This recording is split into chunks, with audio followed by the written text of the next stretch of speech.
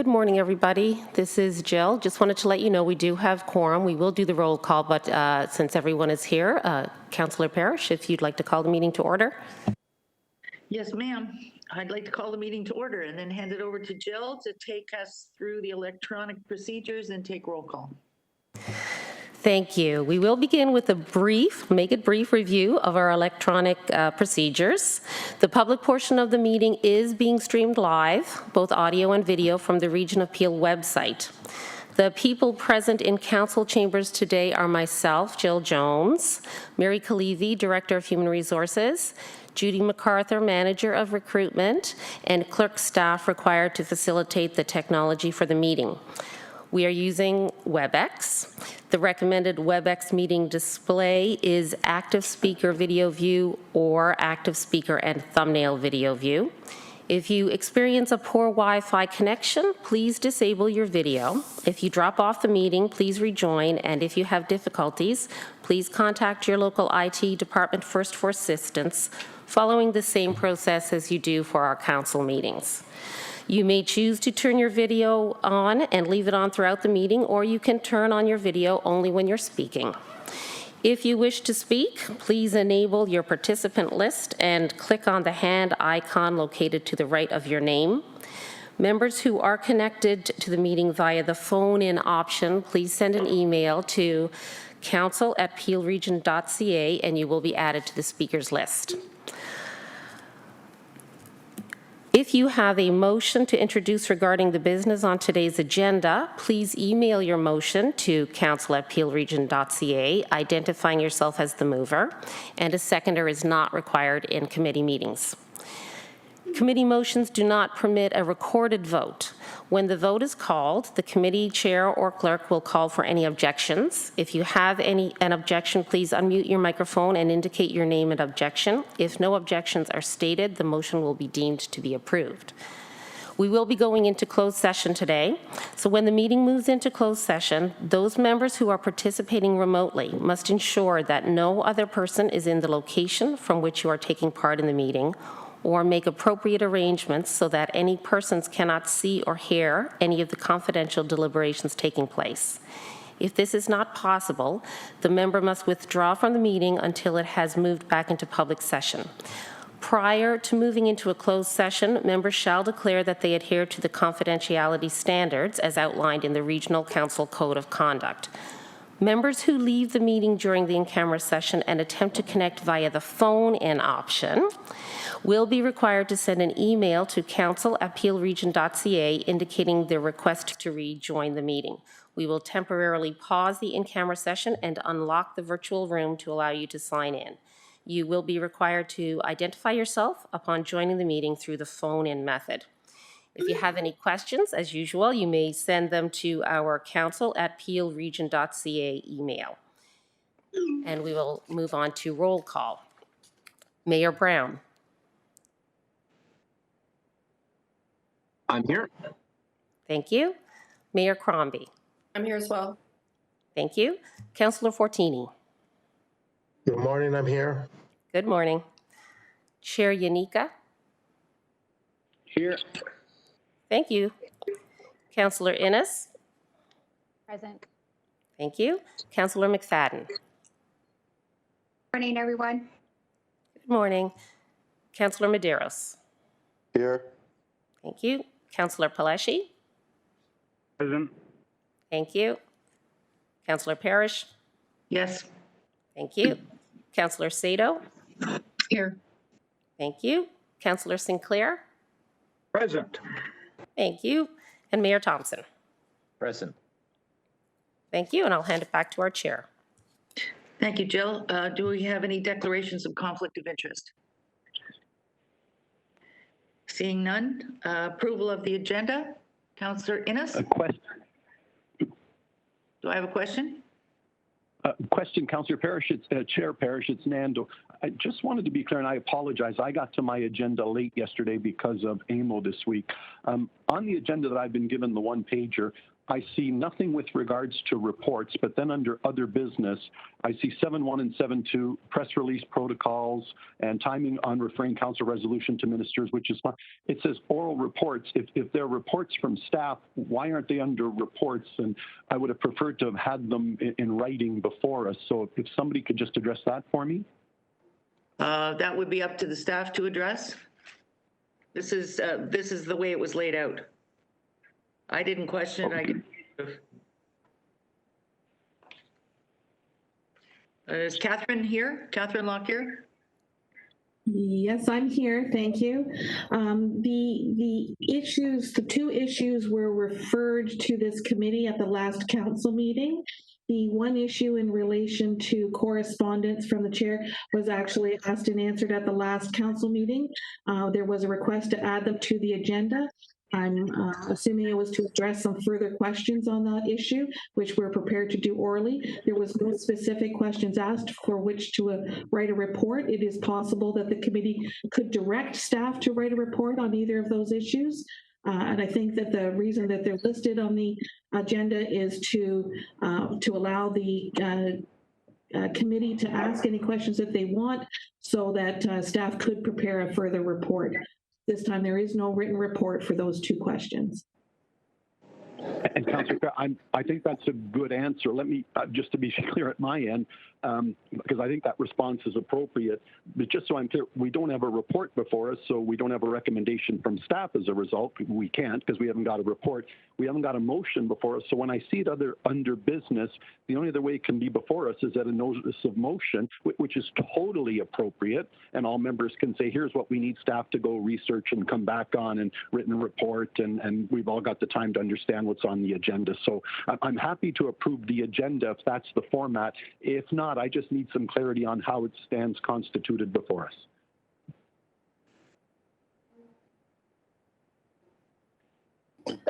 Councillor Innes? I think to follow up on Chair Nika's point, I think it would be good to actually have a report come before us. And I can't hear you, Councillor. Can you hear me now? Yes.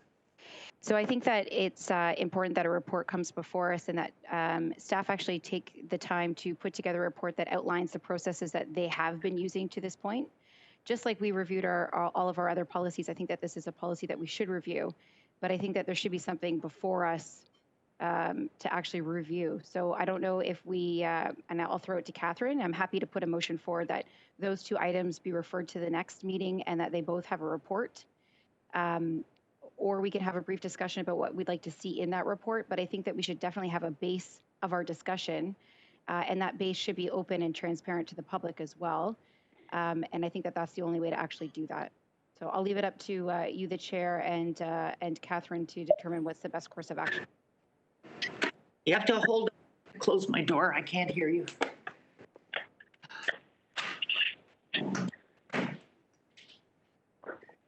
Sorry about that.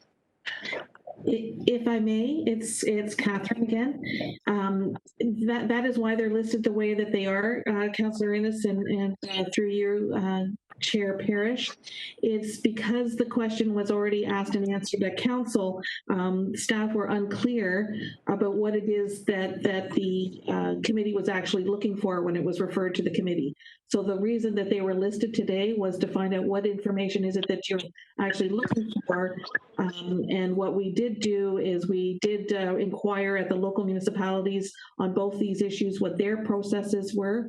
And I can share that information with the committee at the appropriate time, or we can incorporate it into a report for a future meeting. What I think staff are looking for is some direction from this committee about what is it exactly that you're looking for. What is it that you'd like to know in order to review?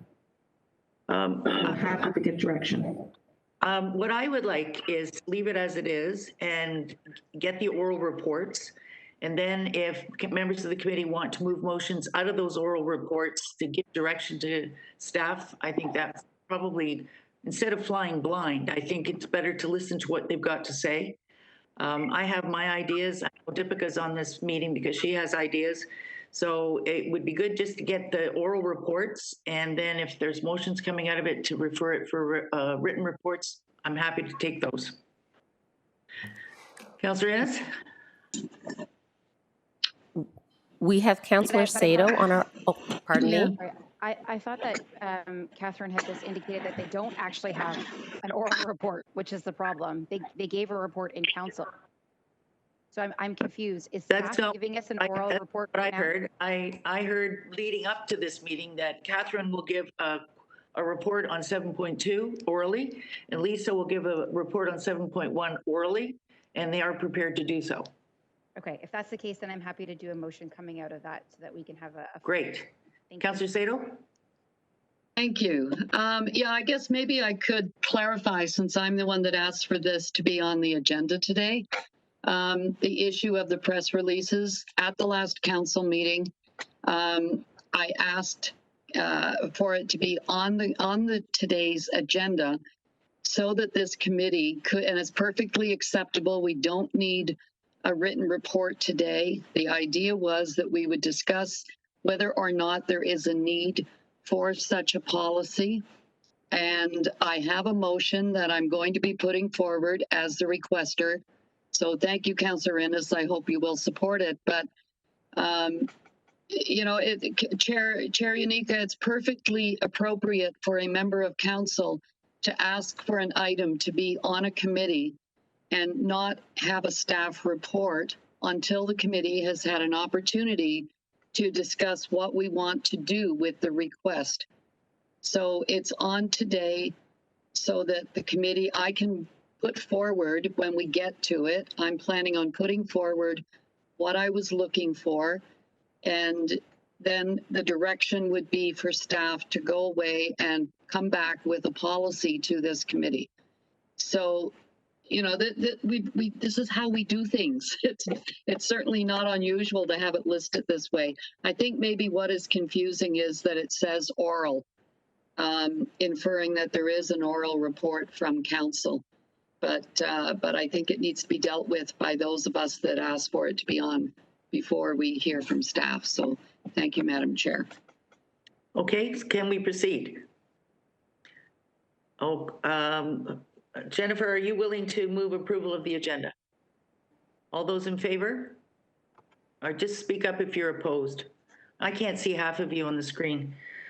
There are no delegations.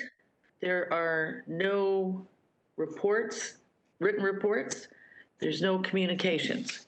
So it takes us to 7.1. And Lisa, are you here and able to address 7.1? Good morning, everyone. Yes, through the chair, I am here. 7.1 was the request on media releases. So we did reach out to all the local municipalities. And in fact, none of us actually have a policy on media releases. We use the same best practices across the board. There was no real discrepancy. Our staff work with staff in program areas and or counselors when newsworthy items come on the table, and we use media releases as one of our vehicles to get a message out. So if we want to get something out to the public, whether it's, you know, an announcement about a particular funding, or, you know, we're changing garbage pickup, or we're closed for a civic holiday, we will use media releases in all of those instances, along with all of our other channels. The issue with media releases is, you know, when we want to, we put them out, but they don't always get picked up. It depends on the media of the day, whether there are more newsworthy items, whether the media feels it's a newsworthy story, and we go from there. So we don't actually have a procedure in place. What we do is it just depends on the circumstances. In some instances, we do need a media release, and we'll talk with the program areas about that, and others we don't.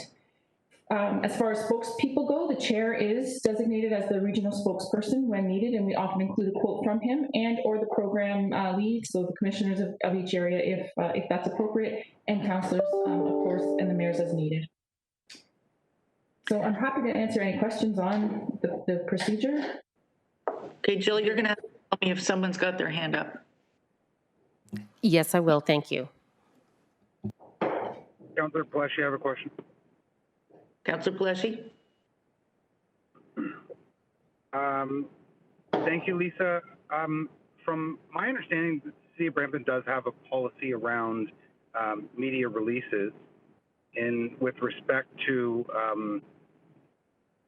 if it's in a particular area, the mayor, chairs of a committee, councilors for the area are first to quote on media releases. Did the city of Brampton mention any of the policy that we have? No, when I reached out, they just confirmed that there was no real policy around media releases. So if there is one, I did not. Thank you very much. Councillor Sato, do you have any questions? Yeah, and I've had my hand up, so I'm not sure if staff aren't.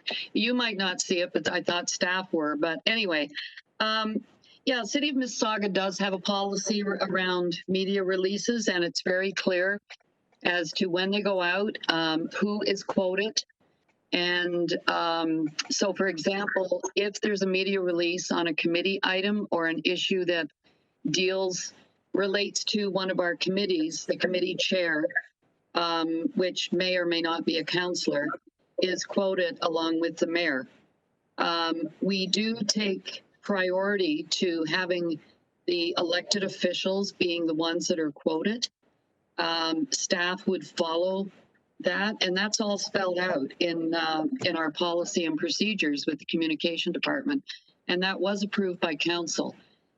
We also have information as to when a release should go out, and that, you know, that if there's a big motion by council and it's a major issue, then a media release is always done and the appropriate people are quoted on it.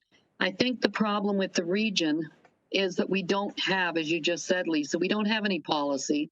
We don't have any procedures. And when I had a chat with Nancy, when we were dealing with the latest press release, that was the problem that staff had, is they had no criteria to fall back on. So someone wants a media release to go out, and staff has to have some procedure that is approved by council. So you can say, yes, that is an appropriate media release, or no, it is not. That also implies that in the policy, there would be timing. So if a major motion is approved by council, then there should be a period of time, whether usually within 24 hours, and if it's really urgent, it should go out right away.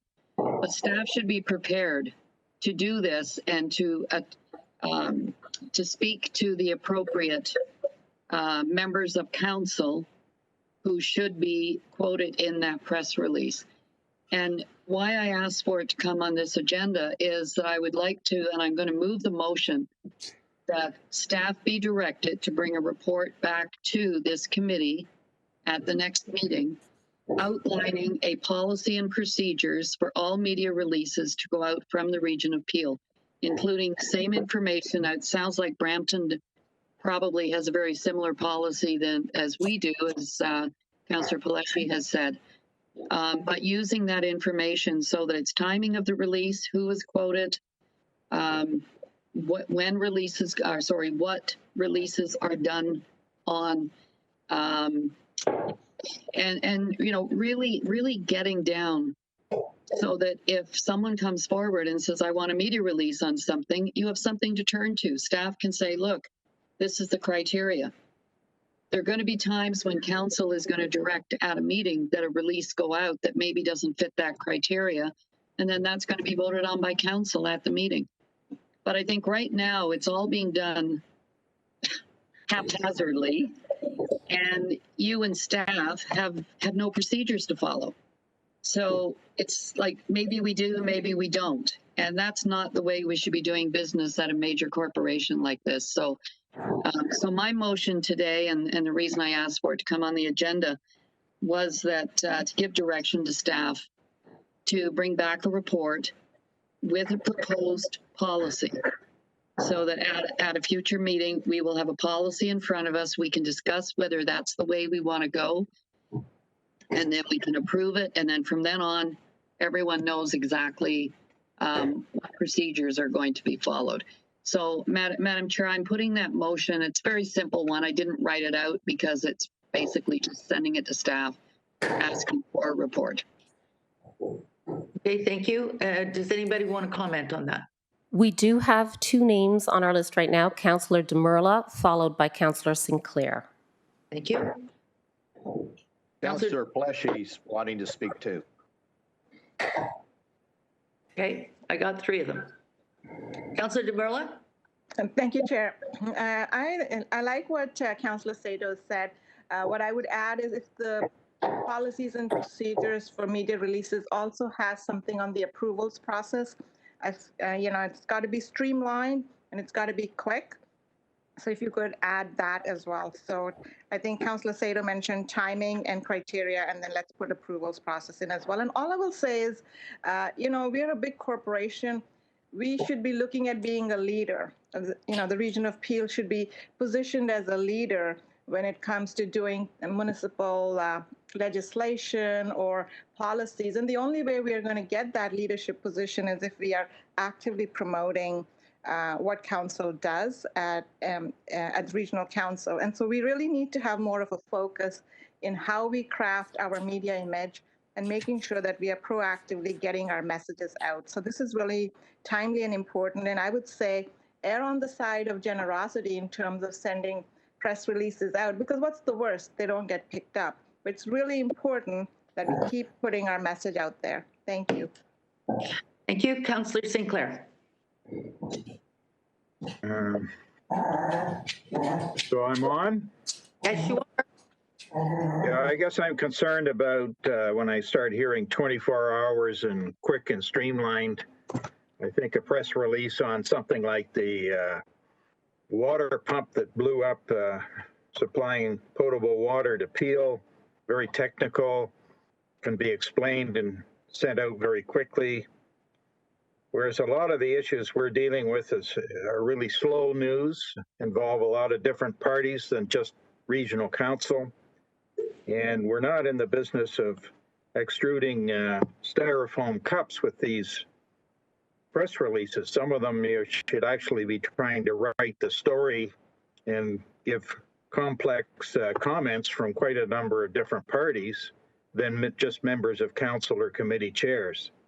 So I think I would looking for some flexibility there on the more complex topics that we discuss at regional council. Thank you. Thank you. Councillor Pleshy. Thank you, Madam Chair. So I don't think I don't have a problem with implementing or asking staff to report back on the implementation of a policy for media releases. I think it's a good idea. And timelines like Councillor Sinclair, I think needs to be stated in the report, and I'm sure that'll be captured by staff. I guess my problem is with the fact, Lisa, you reached out to the lower tier municipalities. Lower tier municipalities said we don't have any policies that are currently in place.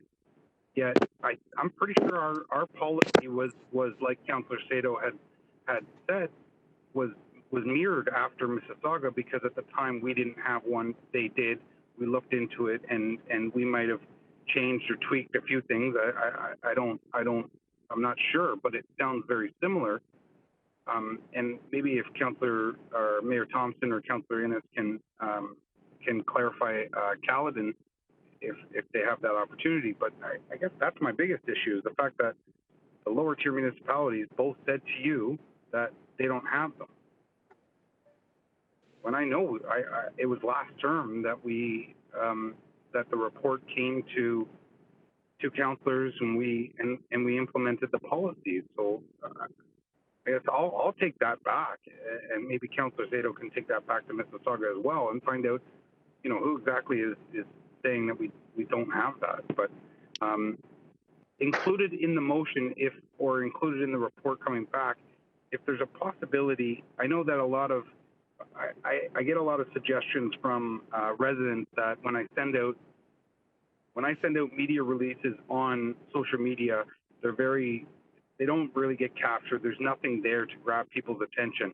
So maybe if there's an opportunity when we're doing media releases, if we can create some kind of tiles for councillors to be sending out those tiles via social media, I would ask that be captured in the report coming back as well. I don't know if that has to be captured in the motion, Councillor Sato, or staff can take that under advisement, just as a suggestion. Thank you, Madam Chair. Thank you. Are there any other speakers? Councillor Thompson? Yes, real quick, Michael, we don't have a policy on communications. It's more of an ad hoc. Dealing on the timeliness of getting it out is how we operate and from where we need to get to. And sometimes I think it moves a little too slow, but yeah, that's what we're trying to do is we don't have a policy per se. Thank you. Okay, so the motion on the floor is to... Pardon me, sorry. We do have another speaker. Councillor Demurla is back on the board. Councillor Demurla? Oh, geez, I just need to bring my hand down. Okay, I think we're asking for a report. I don't think we have to belabor this much longer. The staff has listened to the conversation and they know what to look for. I'm sure a little deeper plunge into the lower tier municipalities may come up with the answer we're looking for. Most municipalities are in a little bit of chaotic state right now, so for them to say, no, we don't have it, could be just go away, we're too busy. But that'll give you some time to do this. We'll do it for a meeting in September, if that's good with Councillor Sato. The next meeting we've got is interviews, and then the one after that will be scheduled for sometime in September. So the report to the committee will be outlining media releases, the format, the timing, the subjects, and it will take into consideration any policies in the lower tier municipalities as well. And for Councillor Paleshi, I think once that format is established, the councillors can do as they do with newsletters. They can pick them up and insert their own quote and send them out. So having the staff do a good press release for us, we can always glom onto them and use them ourselves. Is there anybody opposed to it rather than going through the vote? Seeing none, that motion passes. 7.2 I asked for, and only because, as Catherine has mentioned, it was asked and answered that we don't send letters until after the minutes are approved. What I wanted to know is if during a motion being passed at the region, Catherine, if we ask for it to go out immediately rather than wait till the minutes are approved, would that be an appropriate thing, or would it require a vote? What we could do, through you, Madam Chair, what we could do is change our procedure. Again, we don't have a policy on this. It's just basically how we've been approaching it. If it is the will of the committee and through this recommendation onto council that the correspondence go out before the minutes are approved, then that we can change our procedure and start doing that right away after the approval of these minutes. Well, I would move, I guess, am I allowed to move a motion from the chair? If not, no, I'm not. Jennifer, you're the boss. Could someone move the motion that we don't wait for the 2-week approval of the minutes, that if it's urgent, it goes out right away? Councillor McFadden? Anybody object to that? Jennifer? I'm happy to support it as long as there's a line in the letter that says subject to ratification at a future council meeting, because technically it hasn't been passed. So I'm okay to support it as long as it does say there's a line in the letter saying subject to ratification at a future meeting. Yep, that's procedure. That's perfectly fine. Anybody opposed to this? Yeah, I'm on the list, Carolyn. Okay, Pat, sorry. Sorry, I just want to query what Jennifer just said, that it hasn't been passed, and get Catherine to, Catherine, you just said that we could amend the policy, sorry, the procedural bylaw. At the city, we don't have to wait for minutes to be received or approved before we act on what has been approved by council. So, I mean, I guess I'm a little confused. Council votes on an item. That's the approval of council. Why do we have to wait for minutes when the council decision was made, let's say on, 2 weeks ago on Thursday? I mean, I'm kind of shocked. I wasn't aware that we were waiting 2 weeks before minutes were approved. When council approves it, it's a done deal. And I think Councillor Sato, that's what Catherine has just told us. And she But suggested. that's not what Jennifer seemed to understand from what was said. So I'd like Catherine to clarify. Catherine? The procedure that I was referring to, Councillor Sato, was just a procedure, not the procedure bylaw. And you are correct. There is a confirming bylaw at the end of each council meeting. That Right. confirming bylaw does confirm what has happened in the meeting before. We had, it was merely practice as opposed to procedure bylaw, merely practice, our internal procedures that we would wait for approval of the minutes. That's why I say it's easy for us to change that internal procedure, and we can absolutely get them out before council approves the minutes. We'll go through the internal process of the minutes being prepared, and then we can send out the correspondence. And that would be Okay. a week period. Okay, thank you. I wasn't aware that there was an internal procedure that overrode the confirming bylaws, so I'm a little surprised at that. Are there any other internal procedures that we're not aware of? That's to Catherine. Well, I think that there are lots of administrative things that we do in order to manage the ongoing business of the organization under council's direction. Are all of them written down in procedure? No, I would say that's unlikely given the size of the organization and the number of functions that are performed daily. So I think that there are sufficient procedures, more than sufficient procedures to bylaw that govern council meetings, but that's what the procedure bylaw is meant to do under the Municipal Act, where each municipality is required to have a procedure bylaw to deal with the governance of council and committee meetings.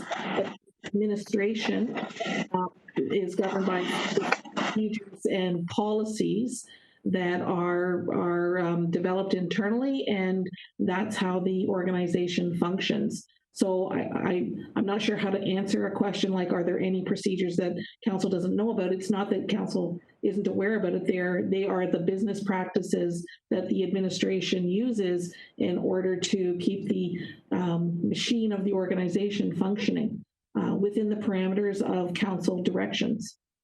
And I guess my concern is that, you know, this one that we weren't aware that until the question was asked over the last couple of meetings, that there was a procedure that was delaying letters, for example, being sent until after the minutes were approved. And as we're only meeting every couple of weeks, there was, you know, and there were other items that that we've been dealing with over the last couple of months that weren't happening right away after council approved it. And I guess we weren't aware that there was this procedural thing that that council wasn't aware of. And, you know, I think we have to be very careful with internal policies that could be detrimental or contrary to what council is expecting. We had a situation at the city many years ago where a policy was being, or a procedure that was set up by staff was being used as using the word policy, and it was contrary to what council had understood. But staff were saying, oh, well, this is the policy. And they even told councillors, well, no, this is the policy. And when I asked, well, what's the policy number? Oh, well, it's an internal policy. Well, you don't come up with it. And it was a huge, big policy that they were going out and doing stuff with residents that we weren't aware of. So I think we have to be very careful, Catherine, that, you know, when things are approved by council and we have the confirming bylaw, that whatever we approve is implemented or is in effect as of whatever date is in that motion, and that there isn't a delay by staff in implementing. And if there is going to be a required delay because of what it's going to take to do it, then that should be in the motion and it should be made very clear at the council meeting. Okay, the question that I wanted to ask you, Catherine, just to clarify for myself, you suggested that if we wanted it changed as of today, it would be changed as of today, or do you have to take this, or do we have to take this to council?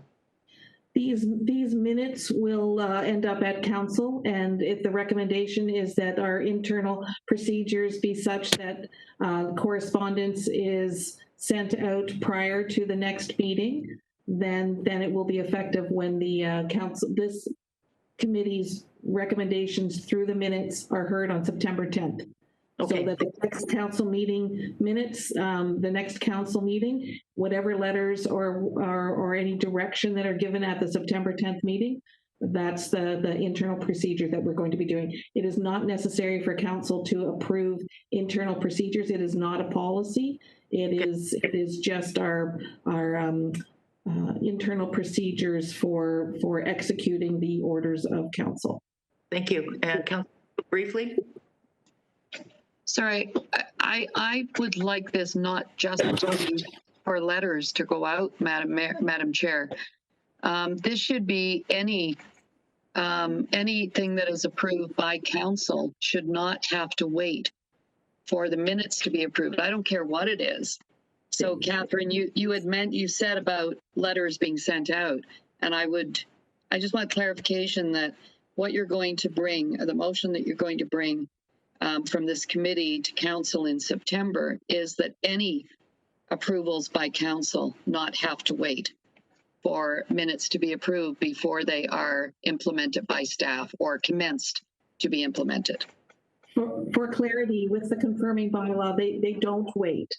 They don't wait. It was the workflow is basically, perhaps a better word. It was the workflow for correspondence. So there is no delay. There is no waiting. The confirming bylaw is the vehicle by which all of the decisions made by council at that meeting are confirmed by council to carry forward. So, for example, on an expropriation, we don't wait for minutes to be approved. Okay, we don't wait for the expropriation. We act on it that afternoon. As soon as good. I just want clarity on that. Thank you. Once the confirming bylaw is done. Okay, that's all settled. It will appear in the minutes as a discussion at the meeting, and it will go through the minutes on September 10th, and the letters will flow quickly. Thank you, Catherine, very much. Okay, we are going to go in camera, and we'll need a short break. Yes? Question. Yep. Have we voted on the main motion yet? Yeah, where were you? I've been here. I didn't hear us vote on the main motion. Then you put another motion on. 7.1 we voted on. I said, does anybody disagree? And no one did. Okay. then my apologies. No, you don't. My question to you, Madam Chair, is what I had asked to be captured in the staff report. I think you basically told me no and to do it yourself. And I just want to go back to say, I think it's important for communications to provide councillors with tiles for us to get it out via social media, because tiles that councillors send out get more recognition than actual media releases. Media release in the tile can be there as a link, but the tiles with the Coles Notes version are actually getting more traction and more viewership than actual media releases that we find. And I think I said that once the media releases are formulated and designed, that the individual councillors can use them as a template, but maybe I missed what you were trying to say. I've got you, Jennifer. Okay. So what I'm trying to ask is, when a media release is coming out, that communications develops tiles along with the media release for councillors to get out, so that when you're sending out a tweet or a Facebook post or something like that, you're seeing a visual tile to grab the attraction from people with Coles Notes for people to click a link to get to the media release. And we find at the City of Brampton that more people are going through that that direction and that way, and we're getting our media releases out a little bit better. But communication, I just want that captured in the motion. Okay. That they look into that and staff report back on that. And one of the things we did agree was everything that all the comments that were made by councillors in the last half hour are captured by Lisa, and she will draft her report to include all the comments that we've made that she can address. Thank you, Madam Chair. You're welcome, sir. Jennifer, did you want to add something? Just to add what Councillor Pelletier was saying, while that's important for council, it's also important for the region of Peel to actually be doing that, because those media releases play two roles. One, it's for the actual media. The other is to actually push out to our residents. And the region of Peel should be pushing out that media release to our residents. And to be quite honest, residents don't read media releases. They read those tiles that Councillor Pelletier is referring to. So there should be a process in that policy or procedure that actually indicates how it's pushed out through communications, and that's to our residents and through our councillors. So I think to Councillor Pelletier's point, it is important, and it should be part of that that policy when it comes back. Thank you. And I was assuming, and I'm sure staff was assuming, that that will be a part of the report that comes back. I'm going to read the motion to move in camera, and then I'll just pick somebody. That the Regional Council Policies and Procedures Committee move in camera to consider matters related to item 8.1, the Chief Administrative Officer recruitment process. Mayor Crombie, would you like to move that? All those in favor? And then we'll take a short break for the technology to catch up to us. Portion, if we could just, I'll read the confidentiality portion. Okay. As per the rules of electronic participation, each of you must declare that you will adhere to the confidentiality standards as outlined in the Regional Council Code of Conduct. I will read this section and take as read if there are no objections. When making decisions, the regional chair and members of council will have access to information that may be confidential or contentious.